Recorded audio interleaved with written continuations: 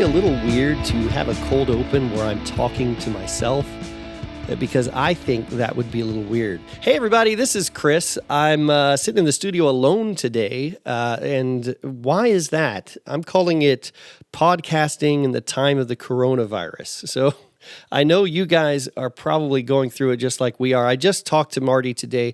Marty sends his love. Of course, he would love to be here. But what happened is the scheduling around this coronavirus and the preparedness and all this last week just kind of caught us unexpectedly. And we ended up having to cancel our podcasting recording, more or less just out of sheer exhaustion. Now, don't worry. Both of us are doing fine. Both of us are healthy. Neither of us or our families are going through anything directly related to the coronavirus. So rest assured, we are going to keep doing the podcast, and the podcast will continue next week.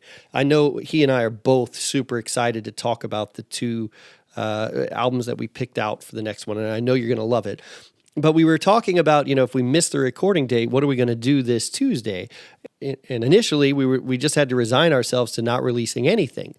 And I hate that. One of the things I like doing when the seasons are rolling is having something out every Tuesday, so that way you can kind of expect something to appear on Tuesday morning. It's kind of like unwrapping a Christmas present. So I got to thinking if there was anything we could share with you guys. And actually, what made sense to me was that we have this first episode of the movie podcast Thomas and I are doing behind the Patreon paywall. That podcast is called How Have I Not Seen Die Hard? And I think it's pretty fun. It's pretty fast and loose. It's a movie podcast. And those of you who follow the regular podcast, Album of the Year podcast, know that I am not the biggest fan of watching movies. So it's kind of a tongue-in-cheek podcast to a degree. And we're watching some wacky 80s action movies right now. So this first episode is about the very first Rambo movie, First Blood. So first things first, don't worry, guys. We're not messing with the format. This is a music podcast first and foremost, and music is what Marty and I love. So this is not some new direction that we're going. And for those of you who aren't interested in hearing my dumb opinions of 80s action movies, I totally get it. You can just stop it right now, and we'll see you next week. But those of you who might get a chuckle out of hearing me try to come to grips with the first Rambo movie, well, hey, here's an opportunity to hear this without having to worry about the Patreon. If you are interested in it, and I do want to say about the Patreon, I know last week we talked a bunch about the Patreon. This week we're kind of giving you a preview of the Patreon. I don't want you guys to feel like this is like the new normal. We're just going to be banging on about the Patreon all the time. We are going to probably mention it from time to time, but this isn't kind of the beginning of a new trend here. It just really was a case of, hey, it's either this or nothing. And I think most people would rather have something, a choice to listen to something rather than just kind of throw the week away. So, but if you are interested in it at the $2 level on the Patreon, we've already got a second episode up, and Thomas and I were both talking about the changes that the coronavirus is going to put place on us for the next couple of weeks. It might mean that we push more of these out than we originally intended, simply because we've got a lot of time at home to kill. So we might as well watch some goofy old action movies and record more episodes. So if this is something that you're interested in, feel free to have a look at our Patreon. It's patreon.com/album of the year. And if you did want to become a patron, both for this podcast and to get some of those extra goodies, we'd greatly appreciate it. So from everybody here at Album of the Year podcast, we hope that you are healthy and happy. So without further ado or theme music, here is the first episode of How Have I Not Seen Die Hard? First Blood. Enjoy. All right, well, let's just kick off. Who the heck are we, and what the heck are we doing here? This is Thomas Reedy, and to the left of me is the wonderful Christopher Wright. Yeah, and we're starting a new series here, an occasional series, I would say. There's no cadence to this. About as occasional as you can get, because this all probably started about a year and a half ago. Yeah, we've been talking about it for a while. We've been talking about how there's a lot of movies Chris hasn't seen. I mean, a lot of movies that I haven't seen. So if you're familiar with the podcast that I do, the Album of the Year podcast, which you should, because right now I think the plan is to have this kind of behind the Patreon. But and if so, thank you very much. This is kind of an extra thing that you get here. But if you're used to hearing my opinions on music, I'm pretty well informed in music, and I think I can talk pretty intelligently about it. Movies, not so much. Especially from the time period we were originally talking about it. we thought about like all the 80s and 90s movies that Chris has missed because one, he wasn't old enough to watch these movies that all his my friends big point. somehow watched, and two, a lot of them are real bad. Yeah. I mean, I guess we'll find out. I don't know if they're bad or not. What I could say is that, like, this is the thing to me that's funny about this. So in the 80s, there were all these action movies. And we're calling this movie podcast, How Have I Not Seen Die Hard? Because I haven't seen Die Hard. But here's the thing. Thomas hasn't seen it either. And it makes no sense that I haven't seen yet. I get... How have you not... I mean, I kind of understand how I haven't seen it, but how have you not seen Die Hard? It's because every time we ever came on cable, it was like halfway done when it came on there. And there's no way I'm going to watch it. So I've seen scenes of it just randomly on there, but I haven't seen the whole thing altogether, and I think I've seen it heavily edited too. So it's not really like the real movie. Yeah. So you've never seen Die Hard. I've never seen Die Hard, and we're not actually going to watch Die Hard today. But I think we use that phrase. How have I not seen Die Hard? Is kind of emblematic of a bunch of movies that we probably should have seen at this point, especially me. But haven't seen. Yeah, there's a ton of them, and it's just kind of crazy. Like, I've never seen The Terminator. I've never seen RoboCop. I've never seen Running Man. That was Running. You keep talking about Running Man like it's so important. good. Running Man is not. I just figured out, by the way, in the last 6 months that Running Man and Marathon Man were not the same movie. I thought they were the same. I thought there was some mythical movie out here that has both Arnold Schwarzenegger and Sir Laurence Olivier in it. And it turns out, no, they're two different movies entirely. What's that fake movie they talked about the internet? The Sinbad movie with Kazam or something, or Shazam, or with Sinbad with Sinbad. Yeah. Not the Shaq movie, but the Sinbad. Movie. Yeah. But no, I mean, here's the thing. Here's my attitude about it. So let's start with this, just to kind of lay the land. And I know it's going to sound like the most hipsterish thing that you've ever heard me say, but I don't think I like movies that much. Like, not the way other people like movies. Like, other people, like, movies are they're just always like, did you see this movie? Did you see that movie? Did you see this movie? And I'm like, no, I don't want to go sit in a room in the dark and, like, stare at a screen for 2.5 hours and watch Matthew McConaughey do something. Like, that doesn't sound interesting to me. I think that's the gist of any of these movies, is that if it's not something... It's like a waste of your time almost in your brain, that if somehow is not something explosive or something from like the story that you like or anything else, you're like, why am I going to waste my time with this? Yeah.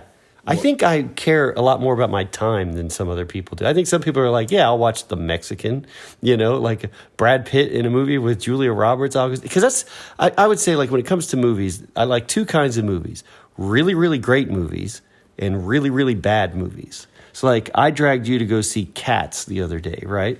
And we wanted to make fun of it, but there was people in there that actually wanted to see it. So there was like a little girl, or like a teenage girl with her grandma, and then it was like, oh, we can't be rowdy in this movie. And I would just look over and be like, why'd you make me do this? I know, but that's the kind of movie that I like to see in the theater because it's so clearly just stupid and wrongheaded. And I will watch a movie like that. Or I'll watch, like Schindler's List or something, or like, I want to see Parasite in 1917 eventually, and movies like that. Like, so like Oscar winners or like Raspberry winners or whatever it is, like those are the movies that I would like to see, but not movies that, like, I think my least favorite kind of movie is like a star vehicle movie. Like I mentioned Matthew McConaughey. When people are like, have you seen the new Matthew McConaughey movie? No, I haven't. I don't watch movies just because some actor's in it. You know what I mean? Or like, but people used to, I remember it's like, oh, there's a new Meg Ryan movie. I want to go see it. No, I don't. It's really bad. Like, I genuinely like movies. I like to watch them. So this is a much different. So like a lot of the ways you have your love of listening to an album or listening to this is movies for me. So, I think that's true for most people. I think more people like movies in the way that I like music than vice versa. Maybe I'm wrong, but it's just kind of it's always an odd thing. And like, if it wasn't for kids, I'd probably watch a lot more movies. See, even when we didn't have kids, I didn't see many movies. Now I see even fewer movies because of the kids, but like, I don't know. Like, and that's the other thing. There's always like this feeling like you got to keep up. It's like, oh, hey, everybody's talking about freaking, Seven. Hey, have you seen Seven? And it's don't give away the ending of Seven. Like, I don't know. It's just like, for some people that's appealing. It's like, oh, everyone's talking about this movie. I got to go see it. To me, it just sounds like homework. I mean, the only thing, oh God, I got to go sit in a dark room and watch Brad Pitt for 2 hours just to have something to talk about at work. I mean, I freaking hate that. I mean, the only thing I feel now, I think we're good about watching the Marvel movies, but I think it's really, I mean, we're seeing our comic books on TV, on screen, and they're actually good versus some of the bad ones. So for me, most of the time, it's I enjoy them no matter no matter what. I do. I mean, the Marvel movies are kind of, I mean, it's like going to see Pixar movies to me. It's kind of like a kid's thrill kind of thing. And I think I have the right opinion about like those kinds of movies, or like the Star Wars movies, where it's like, I'll watch them and then, think about them for an hour and then that's it. Well, it's the same like we watched the Harry Potter movies. They weren't very good, at least some of the newer ones, but I like the world so much that I enjoy kind of being in that world for that 2 hours and then leaving from there. But let's go back to the original premise. Now, it sounds like I've just been like complaining about movies for the last 5 minutes. Like, why would you want to listen to a podcast from a guy who clearly hates movies? But that's not totally it. It's like I do have opinions about movies and I have thoughts about them. And in a way, I'm trying to do better and kind of catch up on some things that I haven't seen before. And you too, But I think it'll be kind of fun for us to talk about these old movies and like for me to finally see RoboCop and give you what I think about it. Am I going to regret that I hadn't seen it before, or am I going to look at it and be like, yeah, this is just as stupid as I thought it was? Like you're going to regret a lot of the hour and 5 minutes I make you watch through. You're going to regret some of this. Oh, stuff. Really? There's some lovely 80s action movie turds that I love because you just don't get them anymore like that. You just like, it's always weird. Like the catchphrases just aren't there like they used to be. So like I just in the movie I just watched on an airplane, I saw Hobbs and Shaw, one of the Fast and Furious movies. Yes, I've never seen any of this. It is about as idiotic as you can imagine, but the one-liners are not on the same level of as what they were in the 80s. Of what the 80s like. When I make you watch Running Man, you'll understand. But I don't even understand that, like the one-liner thing. Like, who cares? It's just like, someone hits you with a surfboard and you say, "Surf's up," and it's like, is that supposed to be funny? Like, that's so stupid, That's the whole time period on there. But like, the way I look at it, these Arnold Schwarzenegger, like the way the lines come out is so bad. Yeah. Like, so you have it like it's but somehow it's better than the Batman one. Stick around, so that's so it's gone and it's a better direction. Like this is it's jumped the shark there. Before, it's cool. Before, you just have to see. I mean, I guess we'll see. But like, let me make a list of some of the movies I haven't seen. Like, I haven't seen The Terminator, so we will have to get around to seeing The Terminator. Terminator is good. I have seen Commando, which you haven't seen. I have not seen Commando. So at some point, we'll have to watch Commando, and then the tables will have turned. I have now seen Alien and Aliens, the whole Alien series, which came a little late in the game for me. Like, I think I saw them in my late 20s or early 30s or something, but I have caught up on those. They're still good? I mean, they're fantastic. The first two in particular. And I even like the third one quite a bit, although it's flawed. But the thing with the third one is like, it's just, there's all this suspense and the scenes of the way they look are good. The story, not so good. But like the overall, like the prison colony. I think the concept is good. I think it's just that it's not developed correctly, and there's a couple of fatal flaws they make at the beginning of the movie. But yeah, so but there's I have seen Terminator 2, strangely enough, but I haven't seen the first one. It's that time period when that came out. It was monstrous, and we were at the age that we could go see it. Yeah, well, that's the other point that I want to make. A lot of these 80s action movies, it's like they came out when I was 7 years old. And in fact, the movie that we're going to watch here in just a second, and the way the format of this is going to be is we're going to talk a little bit about what we know about the movie that we've picked, and then we're going to stop. We're going to watch the movie. And then we're going to come back and we'll talk about it a little bit, right? So we're going to watch First Blood. Now, neither of us have seen First Blood. This is a good place to start. Rambo. Yeah, it's a weird one. I've seen later Rambos, and I never saw this one. And I know why. Is because it came out before I was old enough to see it.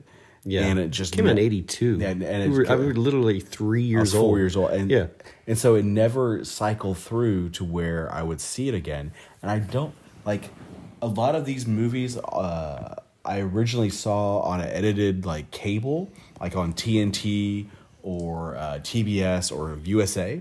So like I had some fun stories about not understanding how many boobies were in Conan the Barbarian and getting I've never seen that. Yeah, so it is a very, very good. The first one is very good. Yeah. Like, Well, I hope I can figure the Schwarzenegger thing out, because even as a kid, I mean, I didn't dislike Schwarzenegger, but I liked his comedies more than, like, I never had an appeal to go see. Twins was great. Yeah, I saw Twins when I was a kid, but I wasn't like, just kicking down the door wanting to go see, I don't know, like Commando or something like that. Commando, Conan, all the other crazy. Yeah. What was it? Hercules in New York. Yeah.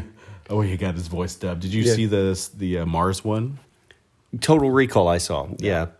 Yeah, so I have seen, like I said, it's not that I haven't seen any, but I never had any desire as a kid to see them. But talking about Rambo, like, this is a great example to illustrate the point. Like, when I was a kid, for my like second grade birthday, my friend got me a Rambo action figure. Like, Rambo was big with kids. They had toys, and that was in the age where, like, they didn't make a Rambo action figure for an adult collector. I mean, that was for kids to play with.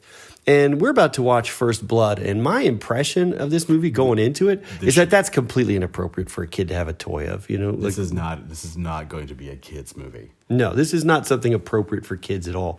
So it's kind of insane to me that the 80s were so, like, just shameless that it was like they would make a toy. I mean, there was a cartoon. I think I remember seeing the Rambo cartoon, which I didn't really watch it, but I remember it existing. And there was like video games and stuff, and again aimed at children.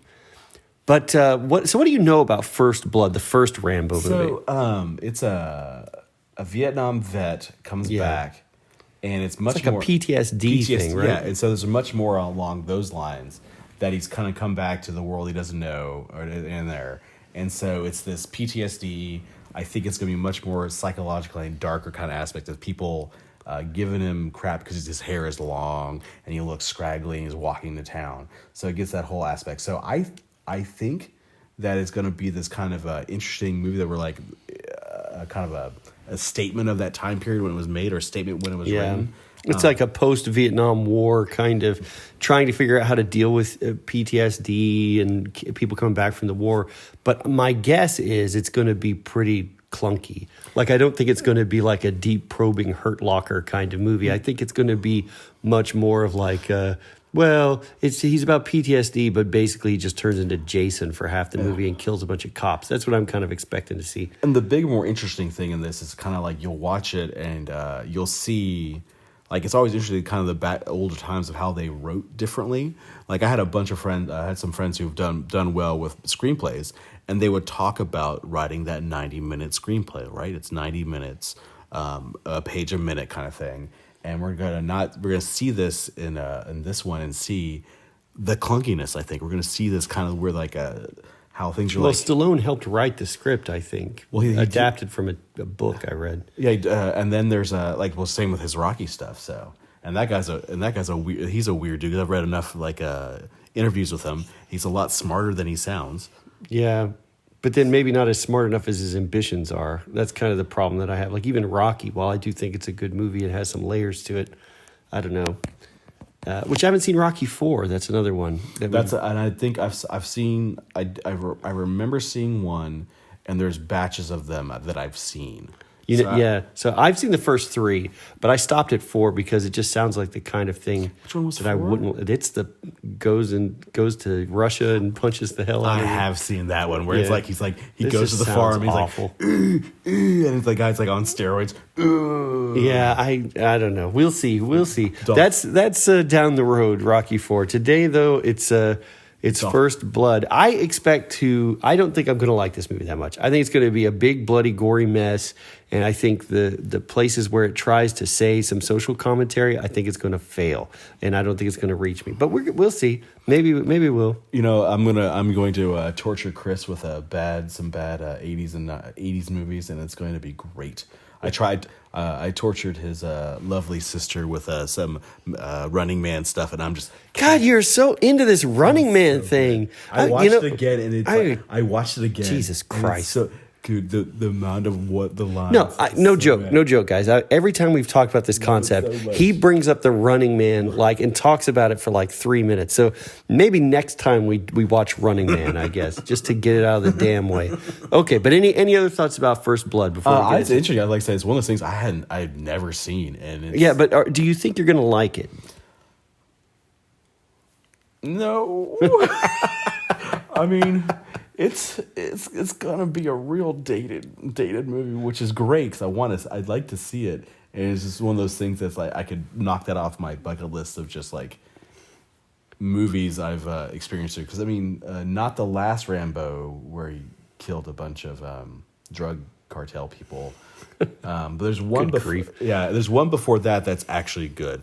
But the problem is, you've seen the other Rambo movies. You said I've seen a lot of the other Rambo. I mean, movies. aren't these just like hey, big beefcake gonna go shoot some guys? Isn't it just kind of like power fantasy crap or something? Yeah, there's one he did, and he went to Vietnam, and he rescued some people from like the drug cartels out there. Talk about the one from like 10 years ago or whatever. I think because I remember seeing it with me and Katie saw it. Yeah, and there's a scene where he takes a 50 cal on a truck and just mows through people, and the sheer audacity of the filming of it is just like bonkers. But that's what I mean. Like it seems, the Rambo series seems like that kind of series where it's like it's about kind of getting off on the gore, but it's not like a fantasy slasher kind of thing. It's more like a America fist pumping kind of thing. Like that's the impression that I get, but maybe I'm wrong. It's angry Italian stallion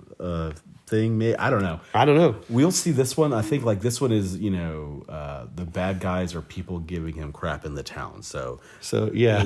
So maybe this is more like a little bit more Halloween DNA in this or something. All right. Well, let's go ahead and watch Rambo. No, is it Rambo First Blood or is it just First Blood? I think it's just First Blood. All right. His name is John Rambo, right? I think it's appropriate for the first episode that we're watching First Blood. And we'll be right back to give you guys our thoughts on it.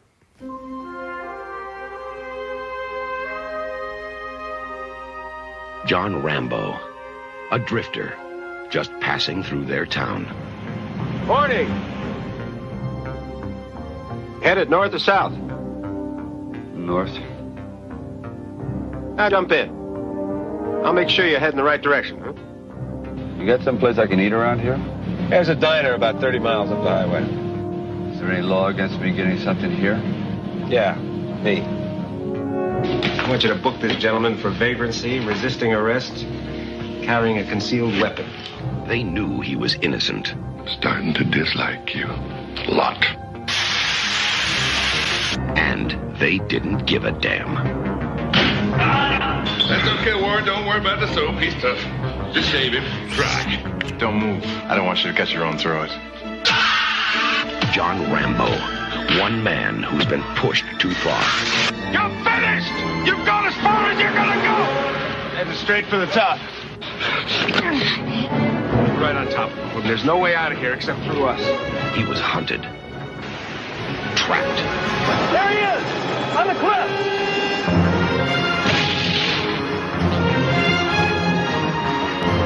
And forced to fight back. Don't push it. Don't push it. I'll give you a war you won't believe. Teasel, you and all your men couldn't handle him before. Now, what makes you think you can handle him now? Because God knows what damage he's prepared to do.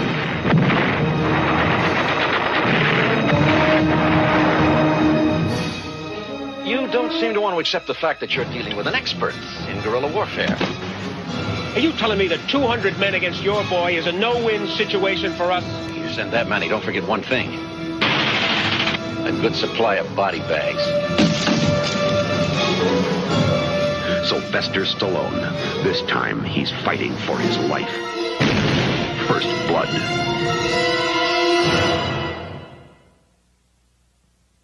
All right, so we're back, and Thomas, we just finished watching First Blood, both of us for the first time, and what's your thoughts? It wasn't what I thought it was going to be. It was much better than I thought it was going to be. I want to say that I think it's actually a great choice for our first one of these, because in both, I mean, I went in thinking it was going to kind of be lunkheaded and kind of a stupid movie, but it kind of wasn't. It wasn't a perfect movie, but I think you could make the argument that it's a good movie. Yeah, I definitely think it's a good movie. Like, what it's trying to say is good. Like, I think even the one-liners that we talk, like I talked a few times, the one-liners I think are good. Like, I think like the writing wasn't bad. You could definitely tell there was a lot of kind of thought process. It went. I mean, there's unbelievable stuff of this Rambo going crazy, but the fight scenes made sense. Like, everything he did was efficient, and he was a brutal. Well, and he was kind of going out of his way not to kill people too, which you kind of have, because I kind of expected just to be like, okay, he's going to have PTSD and he flips out and he just slaughters a bunch of people and la-di-da, you know, because he's so badass or whatever. But it's not quite. There's a little bit more shades of gray to this movie than I kind of expected there to be, which is nice. You know, like, I mean, there's some things I noticed, like, for instance, so the whole thing is about, we're going to talk a little bit about the movie, so spoilers if you haven't seen it, go check it out. It's worth seeing. I mean, he goes into, so he's obviously ex-Green Beret, and he walks through this small town, and the cops just kind of hassle him for no reason, really. Yeah, because he looks like a drifter and kind of a hippie. Which is weird because he's wearing like his military garb. So that's the one thing that I don't agree with. I mean, I don't agree that this kind of attitude that it faces, I don't quite agree that was really a problem in America at any time. I mean, if you look at it historically, yes, you know, the hippies and stuff, they didn't like soldiers coming back and called them baby killers and stuff, but not really to the degree that a lot of people have reported it. So this movie seems to be set place in an alternate America where soldiers came back from the war and literally like small town cops and everybody just freaking hated them for freaking sake. You know what I mean? It feels like they hated him because he has sideburns and a kind of long-haired mullet. Yeah, but he was still wearing his gear, you know? Like, these kind of look like chicken hawk dudes who would have supported Vietnam. So it's strange to me that they would kind of treat him like a we don't want your kind of guy, you know? And it was also like randomly they're real assholes to like the military too in general through this whole thing. Yeah, which is really strange because, I mean, Brian Dennehy plays a really great villain in this because the thing that part of what I like about it is that, you know, there are multiple times where he could get off this trail he's on, you know, but his pride just gets in the way, you know? Yeah, he's mad, and it's like he's told the multiple avenues that he could resolve this without anyone being hurt or killed. Even Rambo tells him, I didn't kill anybody. Yeah. I want, you know, we can stop right now. You're about to turn on the machine. Yeah. which I find very the machine thing is I like that because there's a line that says your machine broke a gasket. Broke a gasket. He's talking to the military commander who trained Rambo. Yeah.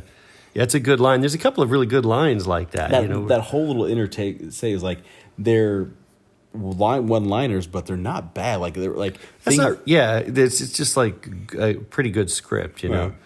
I mean, there's a couple of things about it that's funny to me. That, I mean, you could argue this is a very conservative movie. It's a movie saying that people who, you know, didn't support the war, you know, really isolated the troops when they returned, which is not necessarily historically accurate. But obviously there was a feeling that was happening. And, you know, and that the fact that once they find out he was a Green Beret, everyone's like super scared of him because he's just the best of the best. And he's basically, at that point, becomes an unstoppable killing machine. And that's what we become, I remember, if you remember, we've been trained as like kids back in the 80s and 90s that Green Berets are murder machines. And I'm thinking about that, and it's like... Well, I mean, Rambo is kind of the case of example of it, you know, like... Or any of the other, like, all the military stuff. It's always Green Berets, yeah. And then it's now changed to... they were always like these, like, Delta Force or something. Delta Force. That's SEAL Team 6 or something, I guess. Yeah, exactly. The Navy SEALs, you kind of have that. So, I mean, it has that same kind of, like, hoorah, pro-military kind of thing. But then there's a psychological element to it too. At the end, Rambo kind of breaks down and kind of talks about some of the atrocities that he saw when he was in Vietnam. And it's like, I mean, the whole movie is about how, I mean, it's not for nothing that the name of the small town that Rambo gets kind of thrown out of is called Hope. And the whole idea is like, you know, if these soldiers come back from the war and you basically deny them hope, he's not allowed to eat at the Waffle House in Hope, you know what I mean? Like, so you deny them hope, then what can they do other than explode, you know? And I think that's like, it could be handled more delicately and a little bit more, you know, subtly, I guess. But this is the 80s. I mean, this is super subtle for the 80s, to be honest with you. Exactly. I thought it was like, it felt very... Like I said, I was worried the movie was going to be very efficient in their statement, and it was like super efficient, super like it got to the point. Much, like I said, is much better. I mean, the last Rambo movie I remember is one before this, and Rambo's sheer act of not wanting to commit violence and not wanting to do this is not in that later movies of Rambo. So it's very interesting from my standpoint of like, okay, where did that Rambo come to this Rambo now? It kind of makes me think of the first Mad Max movie, if you've ever seen that, where it's kind of like, and this is a better movie in a way than that first Mad Max movie, but the first one, you know, it's a very different kind of feeling of a movie. And then as it goes on, the series kind of becomes Mad Max that we know, you know, but that first movie is kind of a little weird comparatively. And I think this is kind of, I mean, I haven't seen the other Rambos, maybe we'll have to get to them, but I suspect they're not as intricately patterned as this movie. Well, I mean, as I said, the whole like end scene where he talks about that he can't hold a job. You know, I come back after like using $1 million equipment, and I can't hold a job when I'm back here. And like it's this sheer, like these broken toys or these broken tools because they're not needed anymore, not used anymore. So there's that whole like thought process on here, which I think is, you know, I think that's what the movie's trying to say. And I mean, I think it does an okay job of saying it. I think it still kind of says it within the context of kind of a hoorah, you know, America, fuck yeah, kind of. Yeah. There is a little bit of that in this movie, but it's not all that, you know, and it's not as bad as I expected it to be. I thought it was going to be hardcore in that direction. Instead, you see that it's obviously influenced by like 70s psychological movies and stuff, and it feels like, you know, the guys who made this have watched The Deer Hunter or whatever. You know, they've even like The Taxi Driver, all that other stuff. Yeah, that kind of that thought process where it's like these kind of like broken people. Yeah, and it's much, you know, it's interesting on that aspect. So, like I said, I was pleasantly surprised. It kept my attention throughout the whole entire thing. Yeah. So yeah, I mean, like, I wouldn't put it down as like a AFI 100 greatest movies kind of thing, but it's better than you'd think it would be, especially if you're like me and I'm pretty cynical about Rambo as a property or whatever. But I think, like, if this was a one and done kind of movie, I would be like, yeah, John Rambo's a pretty good character, pretty interesting character. I'm curious actually now to see the other ones and see how they go off the rails with this thing, because this is the Rambo that's in this movie seems like a lot more sympathetic than the Rambo that I have in my mind. I mean, this guy just wanted a waffle. The dude literally just wanted a waffle. All he wanted to do is walk into town and have a waffle. And when they said, you can't have a waffle in my town, I mean, he had to kill a bunch of people or maim them. Like the first part of it, he goes to try to meet a friend, and the friend's dead because of all the cancer, because he got the orange stuff sprayed in there. Orange or something, yeah. And you're like, and it's just like, you could just, he's just this broken guy walking America trying to find. He's basically like the Incredible Hulk, you know, just like going from town to town or whatever. Trying to do something on there. So I mean, like, it's a interesting thought. And then you have the main general guy. He's obviously got wrong stories, but he's like so robotic in how it's he's there to just kind of be the voice of the author or whatever, I think. But he's good, you know. Brian Dennehy is killer in this movie, though. I think he's actually half of the reason to see it, really, you know. Yeah, he plays that small town cop like really well. And Yeah, and he's not sympathetic in any way, but like you can read his thought processes on his through his acting. You know, like he's a guy who is big on himself, big, proud of his little small town, proud of his role in the small town, and he just doesn't want. He went too far. He went too far. Yeah, he didn't. And then at a certain point, he wants revenge because his out of control deputy gets himself killed and all that. I think the only thing I thought was really odd beyond the end song. Yeah, the song at the end is a nightmare. It's horrible. As soon as as soon as you hear that piano kick in or whatever, stop it. It undercuts the whole movie. Like it's really. We were sitting here looking at it like, okay, pretty good movie, pretty good, and then the song came on and it was like, what? Get out of here. There's a military thing where they shoot a rocket launcher and they're like, oh right, like just like it turns into like a comedy for about like 3 minutes or something. Yeah, other than the military guys going like, I ain't going in there. I was like, good, someone has the correct idea. Stop. And was it David Caruso looked like he got stabbed in the butt. Yeah, there was at one point a couple of guys seemed to get stabbed in the butt. Stabbed in the crotchal region. Some guy gets like a stake right through the ball sack or something. It's pretty crazy, but yeah, it's David Caruso, really young, ginger David Caruso in there.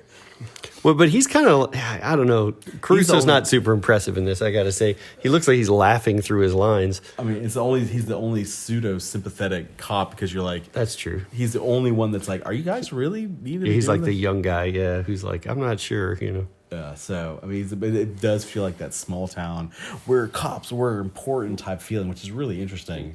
Yeah, I mean, they take it a little too far because early on in this movie, you're just like, why are they hassling Rambo so much? Like I said, nowadays, these are the kinds of guys who'd be like, John Rambo, thank you for your service, and then pat themselves on the back for having a we support our troops kind of thing. I got you your waffle at the Waffle House. Yeah, exactly. I'll pay for that waffle. Whereas in this movie, they don't even want him to walk through the town, Yeah. So that's what I was trying to figure out if, like, we were talking about it as we were watching, like whether or not they really believed he was a soldier or not, or what the deal was. Because it just seemed, like I said, even this takes place in the Pacific Northwest.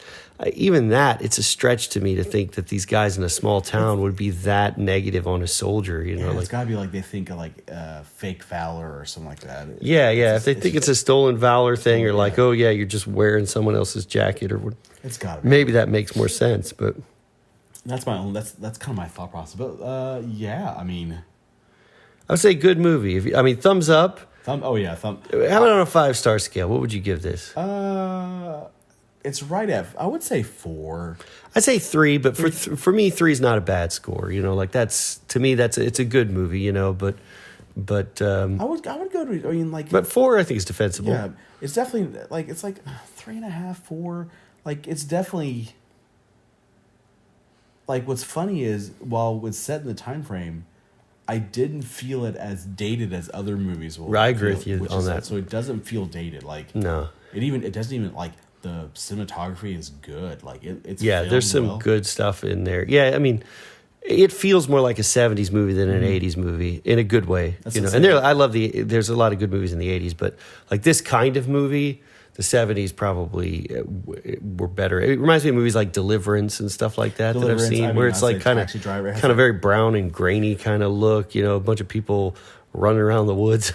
Yeah, it's like all like green, gray. He stabs a pig at one point. Yeah, it's like it's like the whole this is the idea. This is hope and middle Americana, like the loss of like I don't know. It's like he's denied hope is what it really comes down to. Like I said, that's none too subtle, but it's still it's aiming for something. It's not just about I kind of figured there'd be a slight sheen of like some PTSD thing, but it would really be more of a slasher movie, and it's not. It takes Rambo seriously. And that makes it a better movie than what it could have been. And the PTSD like flashback stuff was really quick. Like you're horrified with it. Yeah, but like they don't overdo it. It wasn't dwelled on.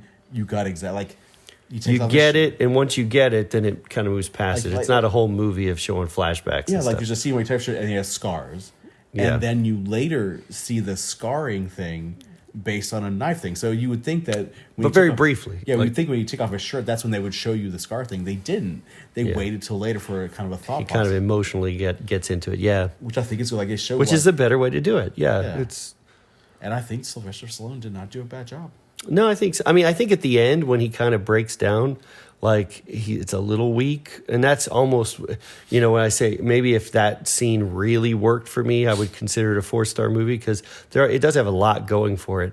But it gets this emotional climax where he starts talking about again like some stuff that happened in Saigon, and it's not bad, it's not written bad, but it's the kind of thing Stallone can just about pull off without embarrassing himself, but he's not a real actor in the sense of the general guy. Like he didn't say anything in his face, but the way he made his face and contorted his face and moved, you felt much more of this whole this horrifying process of what he made these guys do. Yeah, and that the fact that Rambo was the last one who survived. What Rambo has to live with. With all the other stuff. So and you got that. In that little bit there, and then when he tries to can't even really give him a hug. Yeah. So those things there were much more of a showcase of acting aspects. So. Right. But again, I don't think Stallone embarrasses himself or anything. It's just it doesn't work as well as it wants to. But I don't know. It doesn't make it a bad movie just because that doesn't quite land the way it's trying to.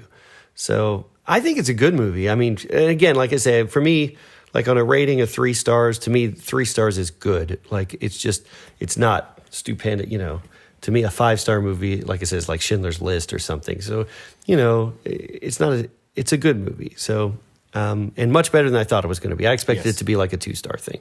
Yes, I am not upset spending a late night watching this. I'm not upset. I was like, okay. Yeah, man. I think we did all right. So good. So Rambo gets our 2 thumbs up, seal of approval. And anything else you want to say about that? I'll give him a hang 10. My pinkies out. Yeah, we got to find a way to brand this, right? Pinkies up instead of thumbs up. Yeah. We say pinkies up. 2 pinkies up. 2 pinkies. Hey, it's not the same. Siskel and Ebert. We said pinkies. We're using. Yeah, it's like I said. So I think it worked. Let's hope it's interesting to hear this chitter chatter on it. The weirdest thing is the font in the beginning was really off. Oh yeah, it looked awful. It was very odd. We were talking about what is this font on this? And that's me because I have to do. He's an artist. I do a lot. I have to deal with fonts all the time whenever I'm building logos or building something. And I was like, that font is weird. Yeah. There's the presentation stuff is not so great, but it's. 82 is a weird year to me. It's because it's not quite the 80s we know. It's not quite the 70s. It's in the middle of transition, and so it feels like somewhere in between, and that's all right. That stupid song at the end, the same kind of thing. So those presentation things they don't ruin the movie, but they get close. So. Yeah, we're just we're watching it and we're like this. All right, this is gonna be this is gonna be bad. We were worried it was gonna go heavily. I mean, you can tell you that we didn't read up a whole lot about it. I don't think we should read up on these. I think we just watch it and just see what it is. And sit there. I think that's the best avenue because researching into it means that you get influenced by it. Now we're like, okay. Right. I don't want to have someone else's point of view on it. I think we should just have what we know about the movies going in. And then if we're right, we're right. If we're wrong, and we just deal with that. So. Well, cool, man. Well, I enjoyed it. I'm glad this is going to be fun. We'll do it again sometime soon. Yeah, we'll figure another movie. Watch that Running Man, I guess. I don't know. We'll figure it out. I kind of want to I almost want to say do Predator 2 because Predator 1 is so bad. I've never seen all of Predator. I've seen part of it, but I haven't seen Predator 2. It's a guilty pleasure one. I got to do Predator 2 before we do Predator. You don't need to know a whole lot about Predator. you don't need to know. No, I really am curious about the narrative threads that go from Predator to Predator 2. All right, we'll figure it out. It's like Gremlins to Gremlins 2. It's really that kind of thing. That's what it feels like. Well, thanks, guys, for joining us. And go check out First Blood and tell us what you think. It's actually not that bad of a movie. So, all right.